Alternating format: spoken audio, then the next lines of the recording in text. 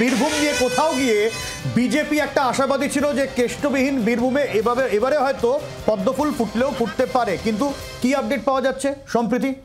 সব্যসাচী, একেবারেই তুমি যেটা বলছো, কেষ্টবিহীন বীরভূম আর কেষ্টবিহীন বীরভূমে সেখানে তৃণমূল কংগ্রেসের কি ফল হয় সেই দিকে যেমন রাজনৈতিক মহলের নজর ছিল, তার পাশাপাশি বিজেপিও অনেকটাই আশাবাদী ছিল তাদের ভালো ফলের ক্ষেত্রে।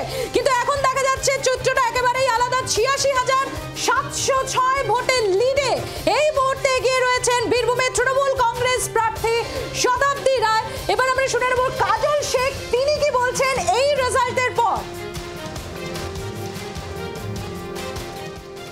পরিষেবা দিয়েছেন বাংলার থেকে যে 2011 প্রাককালে বামফ্রন্ট এসে হারমাতদেরকে বাংলা থেকে খেতেছে বাংলার মানুষ।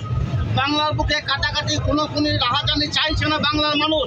উন্নয়নের মধ্য দিয়ে মমতা বন্দ্যোপাধ্যায় বাংলার পরিবর্তন ঘটিয়েছেন। স্বভাবতই বাংলার মানুষ মমতা বন্দ্যোপাধ্যায়, অভিষেক বন্দ্যোপাধ্যায়ের পাশে দীর্ঘদিনও ছিল, এখনও আছে, ভবিষ্যতেও থাকবে।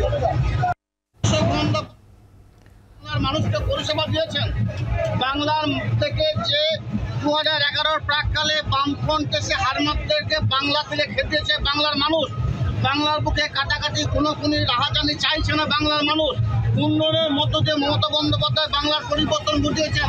স্বভাবতই বাংলার মানুষ মমতা বন্দ্যোপাধ্যায়, অভিষেক বন্দ্যোপাধ্যায়ের পাশে দীর্ঘদিনও ছিল, এখনও আছে, ভবিষ্যতেও থাকবে। বাংলার আওয়াজ, বাঙালির আবেগ, জি 24 ঘন্টা।